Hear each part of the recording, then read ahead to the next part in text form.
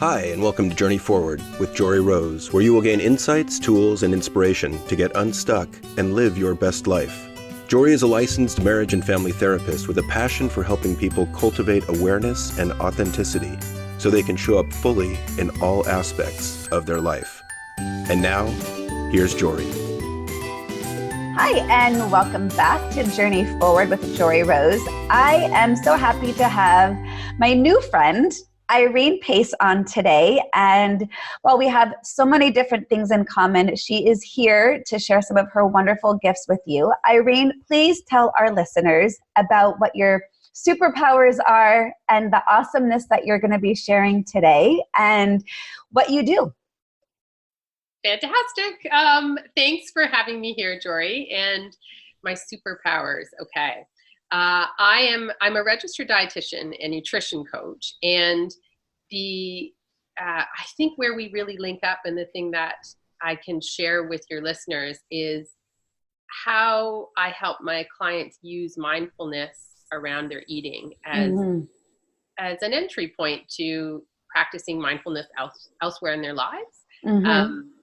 And I work with primarily women, and women who are in a helping role of some nature. So it could be a helping role as part of their job. So they're a wellness professional or health professional themselves, or it could be a helping role in at home, or, we as women are helpers, I think, so often in so many ways. Yes, I think it's in our blood. It is. It's in our blood. And society also has that expectation of us as well, I think. So sometimes we fill that role even if maybe it doesn't feel fully aligned for us. But, right. I think when you're a helper of others, ironically, it's easy to land yourself not getting help for yourself when you need it. Absolutely.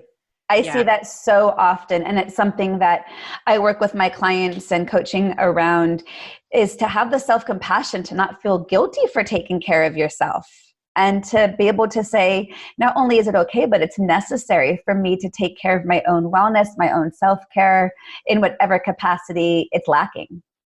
Yeah. And along with that, we often, I think, just expect that we should be able to figure it out on our own. So, those damn shoulds. Right? Shoulding all over ourselves all the time, and just believing that, well, I have the knowledge, I know how to do this, but I'm not doing it. But I should be able to close that gap myself. And sometimes, yes, maybe you can. But if it's really important to you and it matters in your life, isn't it worth investing in getting the help you need to close that gap faster, with less struggle, and perhaps in a way that you never even imagined you would? So encouraging all of us just to really get honest about what matters to us, and that those things are worth making an investment in yourself to get them healed, I guess, and creating the time and space for you to do that, right? Because it's not going to happen on its own. I like the phrase, you don't get what you wish for, you get what you work for. Oh, yeah. There absolutely has to be some intentionality behind it, because otherwise those things just don't happen. Yeah. A million other things will find themselves on the priority list ahead of those things that we do to look after ourselves. So as a registered dietitian, and how do you begin to introduce this idea of mindfulness as that entry point? So what does that look like when you're working with someone? What's the language you might create, or the awarenesses, or the, like you said, intentionality, or even just the practices? Yeah. I'll start with the book a little bit. So I've written a book called Congratulations. Okay, so I cut you off. So I'm too excited to share for you. Congratulations, you've written a book. That's on my bucket list. So I think that's a huge accomplishment. So now that I'm stopped sharing for you, what's the name of the book? The book is called Eat Like You Teach, and How to Reset Your Weight and Reclaim Your Life. I love that. So, and I bring up the book here with your question, because in the book I share my journey through some eating struggles. Okay. And then what the path was for me to solve that. So how did I solve that? And through that created a system that I use to take my clients through as well. So it sounds like you're coming from real place of authenticity. I am. And I am now. Uh-huh. So part of the journey, I think, and I'll share with you, the start of it being as a dietitian struggling with food. Talk about feeling out of integrity.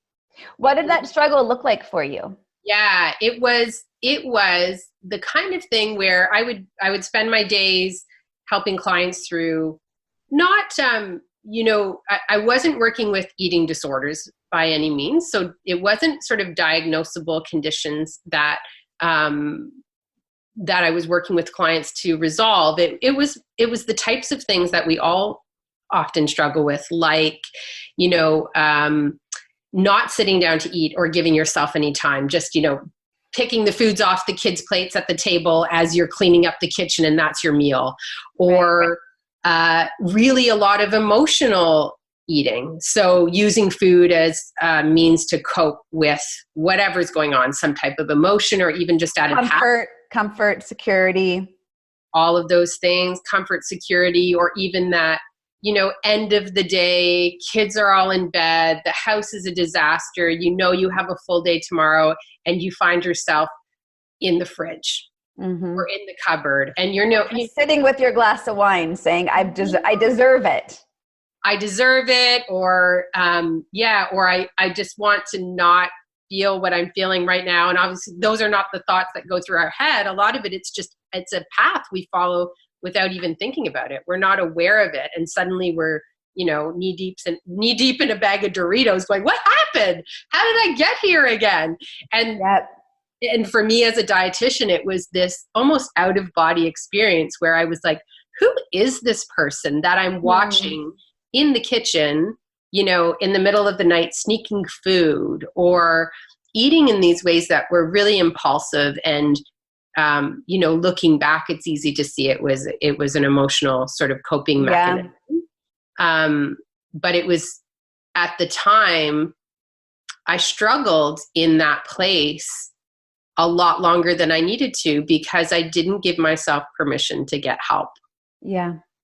So, what was that moment when you realized, wait a second, I need to come back into integrity of what I'm doing, and I do need help, or I need to create a different level of awareness? Yeah. I definitely felt the pull of being out of integrity for quite a long time. And it was again, similar to what my clients do. You feel okay, it's time. I'm sick of this. I'm going to buckle down. And of course, being a dietitian, I would draft out some incredible plan for myself and then follow it for a short period of time and do all of the things again that I help my clients work through and then fall off the wagon. Right.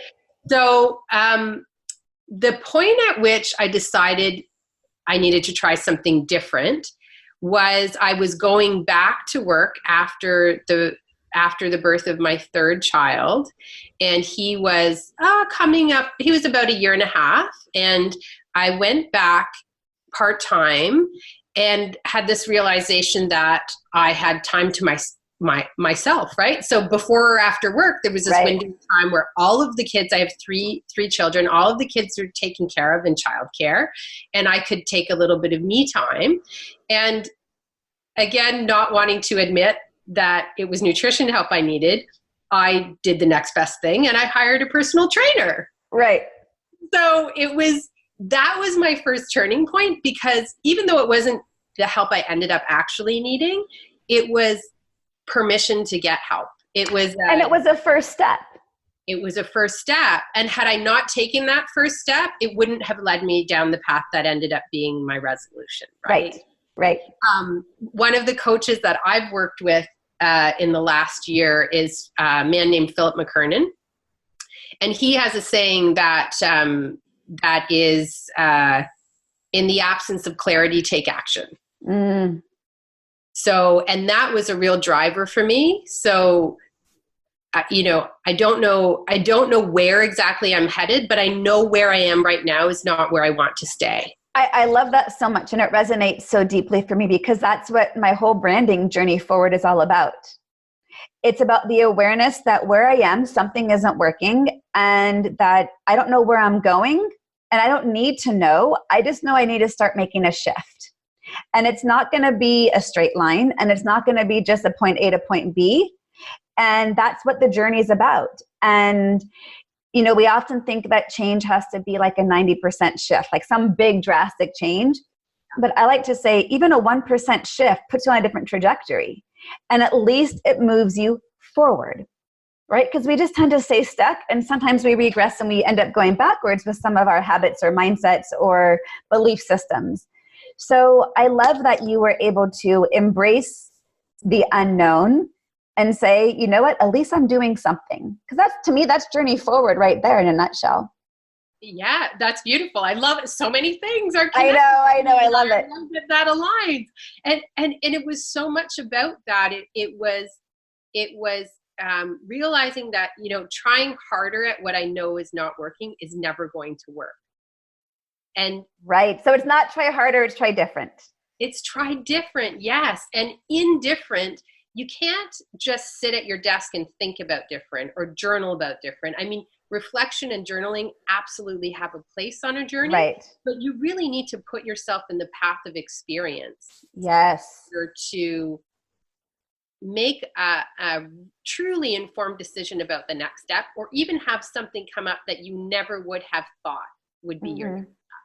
So I guess, oh, sorry, go ahead. I was just going to say one thing on that. And I think one of the downfalls I see people doing, and I wonder if you experience this as well in the nutrition and dietary world, is we tend to focus on goals.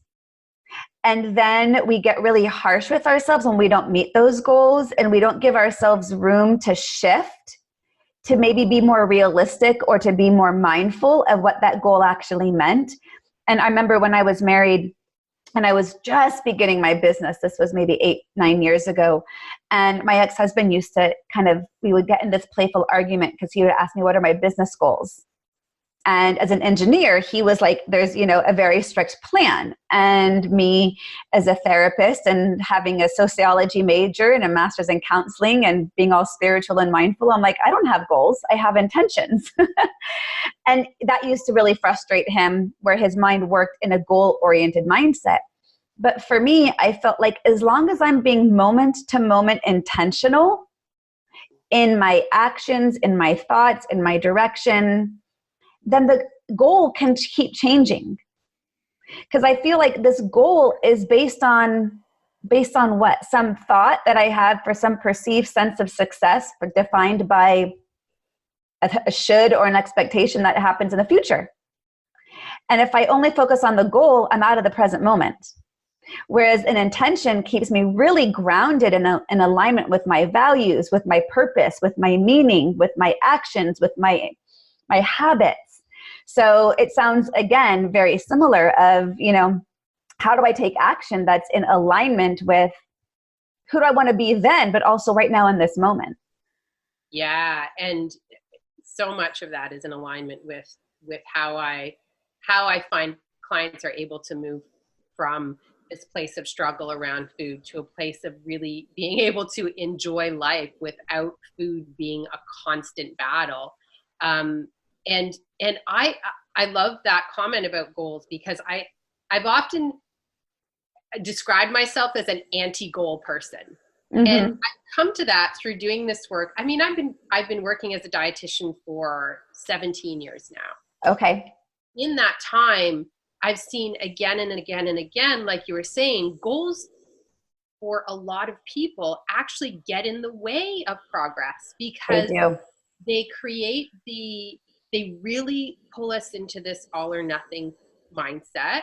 And they really keep us focused, like you said, in the future, instead of in what you can do right now in moving towards that thing. And they're often massive. So they feel like this. They're too big. Yeah, unachievable thing. So the challenge I place in front of my clients is, can you let consistency of action be your goal? Oh, I love that. I love that. So as long as you're taking action, it's success. You're meeting the goal. The goal is show up and act. Yes. That's success.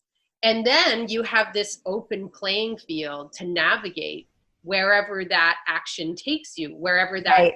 experience shows you is the next step. Right. And play and experiment, and without being focused on, is this getting me to that goal in the path I believe is the right path, which may not actually be the right way to get there at all. Right. But if you move that future goal and focus on now, you can really feel a lot of success that you can celebrate and then build on. And again, it's just about making life more fun, right? Yes. You know, I mean, you and I have joked already and even before we hit record on our call, how much alignment there is in things that we do have in common. And every Wednesday I send out a newsletter called Wisdom Wednesday. And there's some short little tip of mindfulness in some capacity. And my one today was be realistic. And it had to do with self-care. And I think people tend to set these lofty goals for self-care. And I even said it in my own email this morning around, you know, when I try to get back on track, because I don't know that I shared this with you earlier, but I'm someone who, I used to be super overweight. I used to be, I've lost over 70 pounds since I was younger, and I've kept all that weight off, but I'm constantly in struggle with my weight. And so I end up in judgment when my body wants to naturally fluctuate. And so I'm always setting these unrealistic goals. And I finally kind of took what your advice was the consistency piece around, let me just set myself something attainable and be really realistic so I can celebrate the success, so I can feel good about it, so I'm inspired and motivated to do it again tomorrow. And I think it's exactly what you're saying, because like even when I started teaching mindfulness and meditation, the teachers I was taught by, who I have to say, some of the best teachers in the country, would say, oh, you have to meditate for 20 to 40 minutes a day for it to be valid, for it to work, for you to really be practicing. And I kind of was like, I really respect you as one of the top teachers in this country, and I think that's kind of bullshit. Because if I'm told I've got to meditate for 40 minutes a day to be practicing mindfulness, I'm going to say, you know what, that practice is not for me. So it's about finding that way that fits into your lifestyle that I think you can be consistent with, right? Yes. And there's such a big piece when we talk about food that is in misalignment with that, because we so often feel this pull to fit ourselves to a diet instead of eating in a way that fits our lives. I mean, eating is one of those things, which is why it's a fantastic tool to use in all kinds of ways. Eating is one of those things that, let's just assume on average people are eating 3 meals a day, and they're doing that every day, 7 days a week. And if I were to say to you, okay, here's this thing, Jory, and you're going to get better at this thing, and you have 21 opportunities to practice this week. You have 21 practice sessions to get better at this. Would you believe that it was possible to get better at something? Over 21 times? I should hope I got a little bit better, yeah. Right? Our kids go to soccer practice like once or twice a week, or you practice an instrument maybe 5 minutes a day. And I'm saying you have a built-in opportunity as a human to have eating be tied to some form of practice for you 3 times a day, 7 days a week. I love that. If you choose to use that as a practice. Yeah, if you do. And so there's where, when we look at this all or nothing piece that we're talking about, right? Like you're talking about, meditation doesn't count unless I'm doing it right. more. And same with eating. People think, well, it doesn't count if I'm eating the burger and fries. And I would challenge you in that, because one of the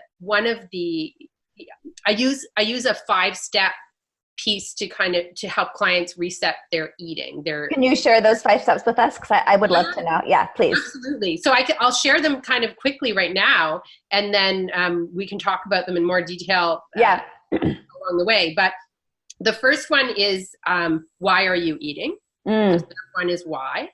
Step 2 is, how are you eating? Step 3 is, where are you eating? And step 4, people are always shocked by this, we don't get to talk about what you're eating until step 4. Okay. And that's intentional. This is a progression. This isn't we're doing all of these things at the same time. Step 4 is what you're eating, and step 5 is when you are eating. So when in the day are you having your food? So the first 3. Okay, so repeat them all really quick. So yeah. So it's why, how, where, what, and then when. I love that. So the first 3 steps have nothing to do with the food that's on your plate. Nothing. So if Irene, I really love that. So if there's a hamburger and fries on your plate, there are 3 steps you can practice to get better at eating, even though the food on your plate is less than optimal for what you would want potentially for your health and wellness in the long term. Right. So if you reframe eating in that way, it can take away some of the shamefulness we feel around eating. It can impact our level of compassion around eating for ourselves in terms of, you don't have to beat yourself up that it's fries and a burger, because you can actually still make progress on eating better, even though the food on your plate isn't what you want. So I would interpret that in one of the ways that I talk with my clients around mindfulness around food would be to notice that you're eating because you're hungry, right? Stop eating when you're full. Yeah. And slow down so you actually can savor each bite and actually taste it. Yeah. Right? Because we often don't slow down to even taste. Yes. And you're hitting those first. Right. Steps. I remember I was at a mindfulness day-long retreat, and we were talking about mindful eating as a practice. And the teacher had said something, he must have been in his 60s. And he said, one day I was eating ice cream and I decided to make it a real mindful experience. And he goes, we all love ice cream. Who doesn't love ice cream? He said, when I actually stopped to slow down and consider the taste, the texture, the flavor, the consistency, he goes, I realized I don't even like ice cream. And he said, it's just really cold fat. But it took him the awareness to say it has been a habit my entire life, or a belief system, who doesn't love ice cream, for him to finally say, you know what? I don't need to continue eating this because I don't actually love this. It's not bringing me joy. It's not making me feel good. Yeah. And it's something we just do so habitually. And yet we aren't, being able to shift habits and then say, why don't I feel good? Or why don't my jeans fit? Or whatever it is. And that dialing up of awareness around all of these things is the first step. I mean, it's the first step to anything, because you can't change something you're not aware of. Well, and especially for kids, this is really tricky because they may not understand the hunger cues in their body from being just, kids feel everything in their tummies, right? Anxiety, fear, excitement, bored, like we all feel it viscerally. And even dehydration can feel like hunger at times. And so to help differentiate, what am I actually feeling? How do I know if it's actually hunger versus am I bored? And I have to share with you, I lost the majority of my weight using Weight Watchers. And it was a really helpful process for me because it was the first time I recognized that portion size and understanding kind of what you're saying is the why am I eating this? And I remember one day I was doing really well and I went and I bought myself a Snickers bar. And I'm like, I'm going to wait for the perfect time to eat this Snickers because I've really earned it, right?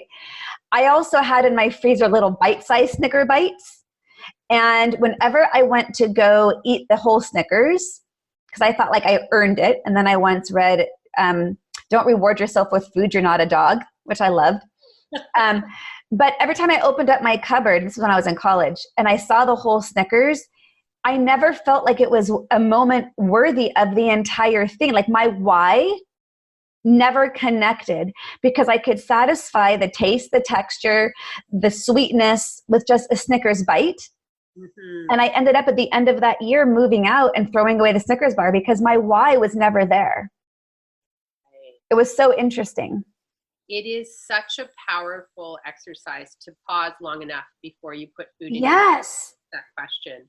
And yeah, a little, some of the framing that I use with the why is similar. It's kind of a different version of what you're talking about, is ask yourself the question, what type of hunger is this? And the 3 types of hunger are stomach hunger, which is physiological hunger. You actually, your body needs food.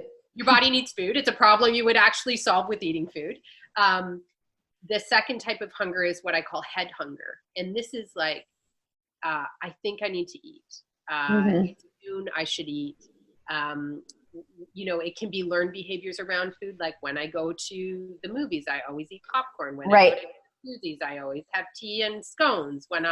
So it can be those learned behaviors. It can be a craving, would be head hunger. So it's, I think I want some chips and salsa right now. Yeah, right? We're making everybody hungry as we talk about it. I actually would love some chips and guacamole. And then the third type of hunger is heart hunger. And this is our emotional hunger. And emotion it can be sad, it can be bored, it can be tired, it can be angry, it can be happy. I mean, there are so many things in our body that we feel that can masquerade as hunger. Yes. And if you can insert the pause long enough, just like you talked about, to ask that question, just dial up the awareness and be, what kind of hunger is this? Is this head hunger, heart hunger, stomach hunger? And if it's head or heart hunger, you can choose to still eat. I mean, eating is a solution to those challenges, right? Because physiologically, we have a response to food that makes it make sense that you would want to eat at those times. Right. It's just not a long-term solution, right? Right. That's when we get into trouble with it. Especially if the results of that are now putting us out of alignment with our intentions. Absolutely. Absolutely. So once you can dial up the awareness around figuring out what kind of hunger you're feeling, and this is just step 1, this is the why. I mean, right. Clients I work with, we don't even have to go too far past step 1 before they're getting all kinds of incredible physical results of the work they're doing, because just knowing why you're eating can guide all kinds of other practices. I love that. Once I started practicing mindfulness, I stepped away from the Weight Watchers model because I feel like I didn't need that, because I had different tools of awareness. But it's funny. I was actually doing almost exactly what you're describing. Is, but if I was hungry, I would ask myself, am I really hungry, or do I think I'm hungry? Or maybe I just need a glass of water. And then I would check in and be curious, what does my body really want right now? Like, not what do I think I want, but what does my body really need? And then I would have a bite of the food, and then I would check back in with myself and say, is this satisfying the craving I thought I had? And if it didn't, then I wouldn't keep eating it. And I let go of the should around, I should finish it. I made it, so I should, or whatever it is. But it was a way of truly doing mindful eating to check in.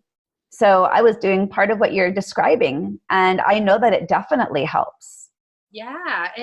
And that checking in with yourself and really honoring what your needs were at that time, that's part of the magic of this. And yes. When you look at that approach compared to the traditional dieting world, which would be something like, okay, I'm not hungry, or it's not time to eat.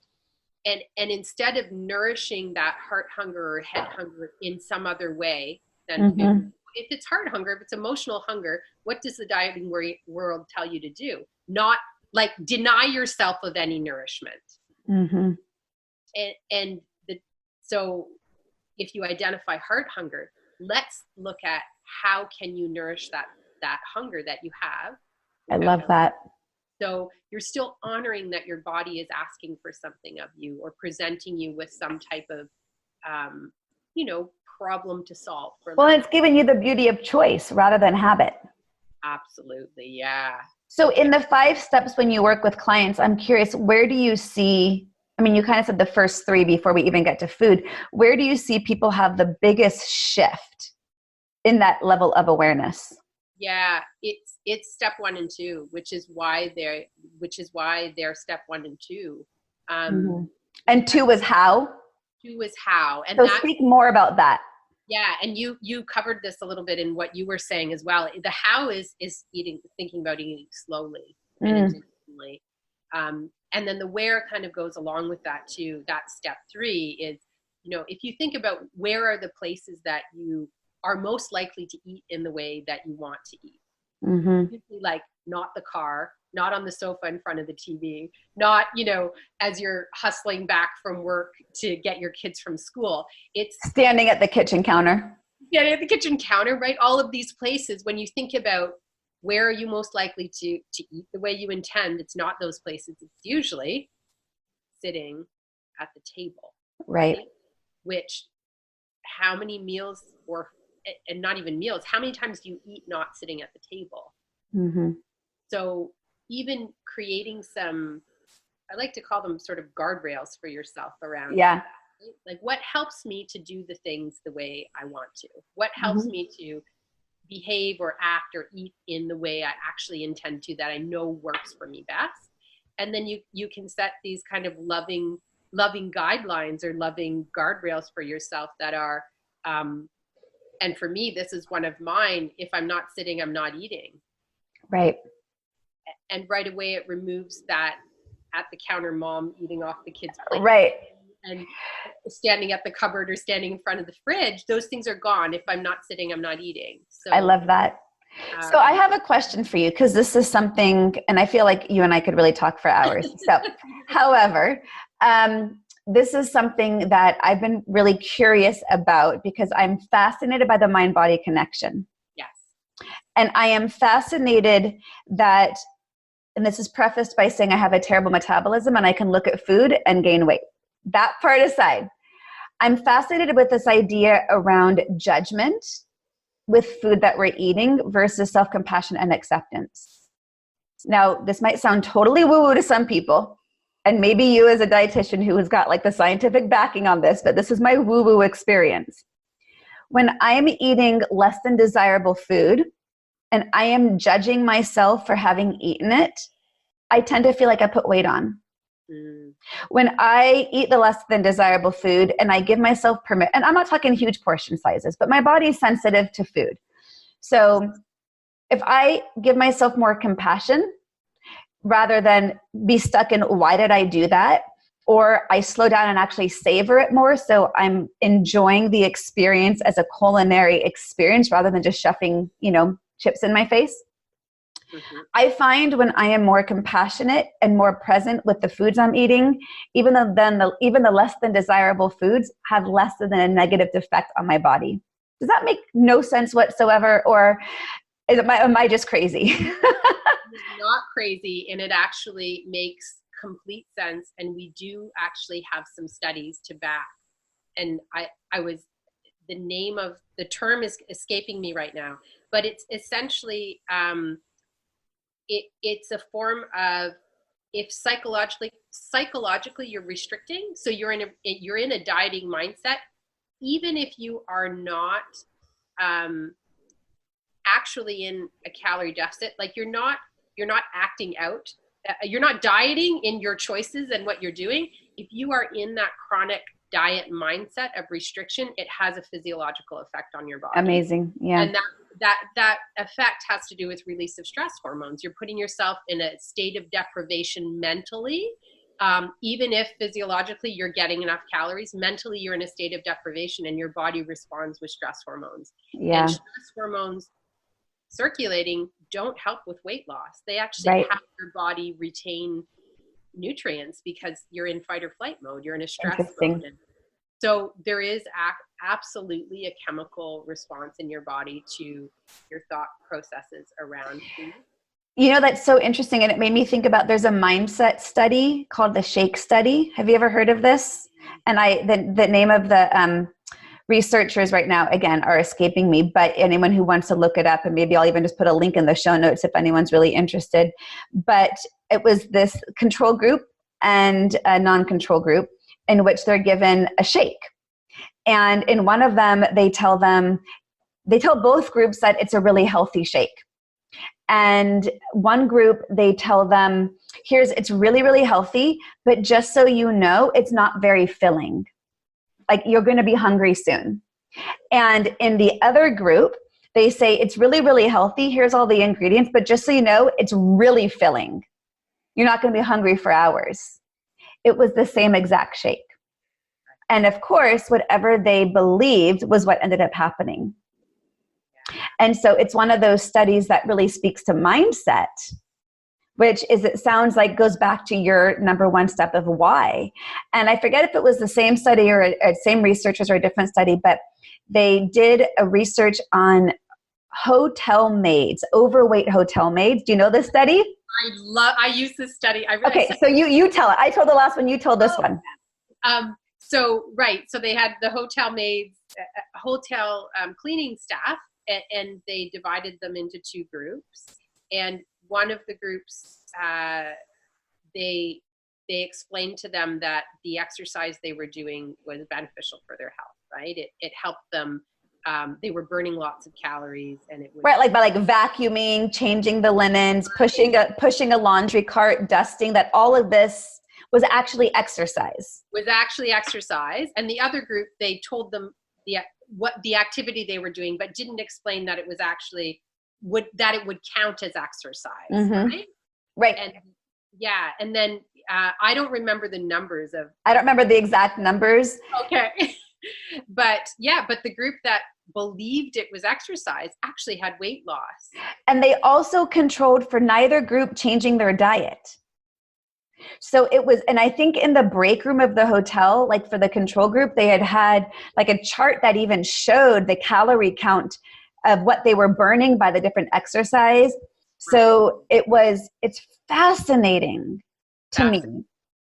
And so this whole mind-body connection we are just going to continue learning more and more and more about this. How could we not, right? Like, how can it not be connected? Yeah, absolutely. And when you look at step 2 in terms of the how of eating, we know if you slow down, which is really a big piece of it, you slow down and you allow your body time to actually recognize that food is present, and you digest it differently, and your level of satiety is different. We know all of these things have an impact on your health and wellness and your weight, your different relationship and connection with food. And when you were talking about the language too that we use around food, I do a lot of coaching around that too, because it's also huge in so many ways. But food is one of those places that we use good and bad all the time. Like, we attach morality to eeating, which is where all shame and mess comes in. Like, I'm good if I eat X food, and I'm bad if I eat X food. Is it really about that? Like, is it really can we really tie our morality, our sense of self-worth to what we do or don't choose to eat? And unfortunately, we do. We absolutely do. So as over the time I'm working with somebody, we really do big shifts and movements in terms of the language around food. So instead of good and bad, this is when I get asked all the time, well, if I'm not saying it's a good or bad food, what do I use instead? Right. This is a good one for your kids too, to try to get them in this language, is better or worse. Because it's always relative too, right? What might be the better choice in one scenario, when an even better food comes along, that better choice suddenly becomes the worst choice. Or depending on what's available to you, it allows you that flexibility again to kind of play in that space between all and nothing. If you're using better and worse, you're not like X food is always bad. Well, maybe in one scenario, that bad food is actually your better choice. Right. And I think one of the fun thing about it is it gives opportunity to be creative in food choices, because I'm actually right now in the midst of doing a cleanse and really just doing some clean eating. I was in Europe for a month over the summer, And I actually didn't really gain any weight in Europe because I think the food there is much more fresh and cooked with a lot of love. And I think that makes a difference in what we take in versus the processed food. But after like a month afterwards, I felt this shift in my body and I thought, I just want to do a clean eating reset. And I love to cook and I love to eat, but I have gotten so creative within the parameters of what is in this cleanse. And I've come up with so many amazing things that I wouldn't thought to do, but I feel so satiated by. I feel like my sweet tooth is being nurtured. I feel like my tummy's full and I don't have any of the judgment around this is bad.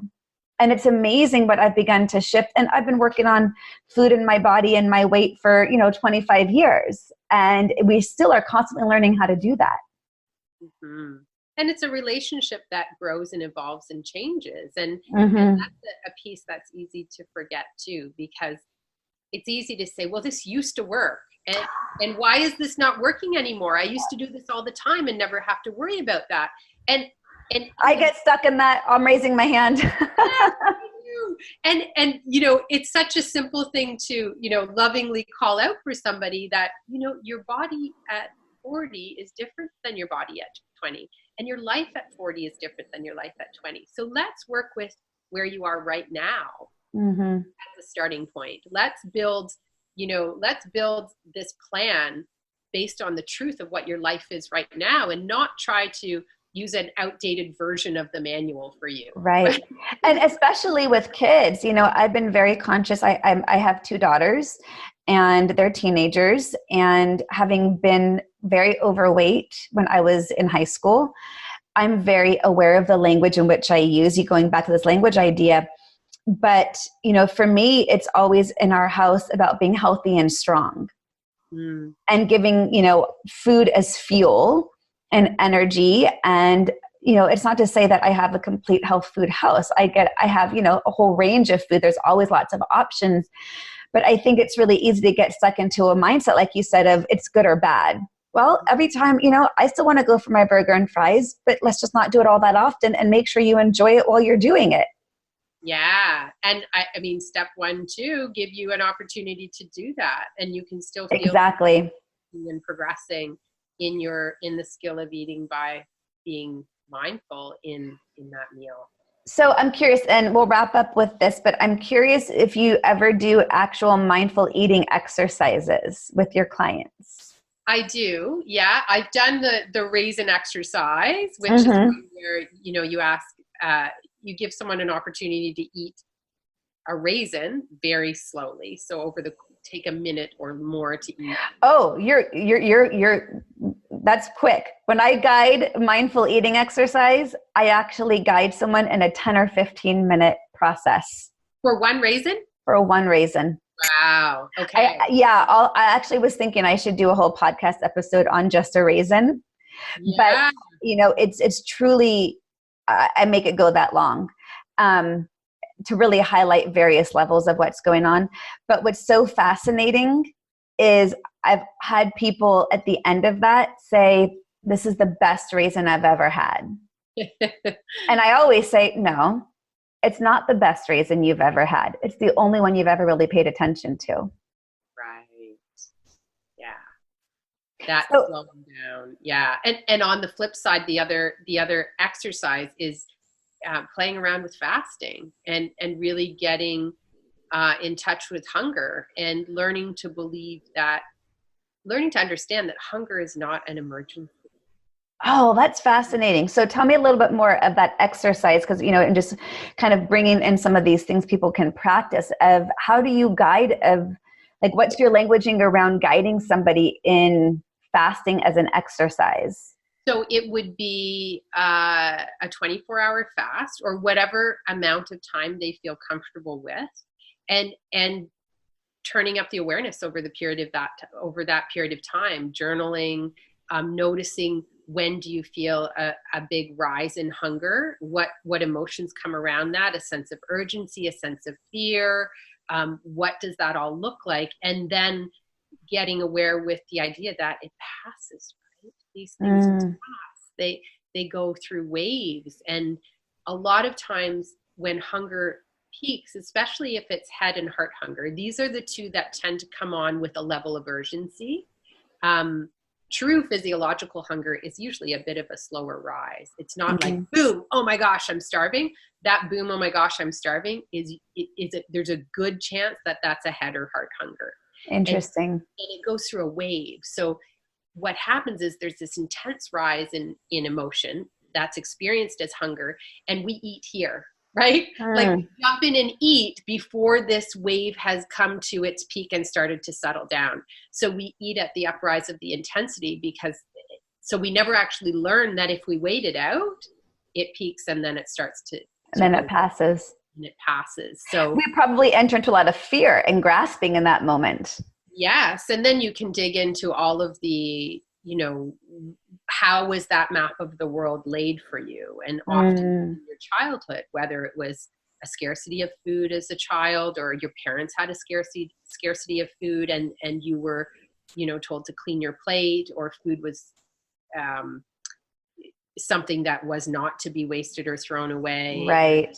Or food was used as celebration or rewards in all kinds of ways. So now as an adult, you look after yourself with rewards of the same nature. So right. All kinds of things tied into the fear that comes around food and being without it. Yes. Oh, Irene, you're doing such amazing work. How can people find you if they want to learn more or work with you? What's the best way for people to connect? Well, the best place to find me, to connect with me is you can go to my website, irenepace.ca. So IRENEPACE.ca.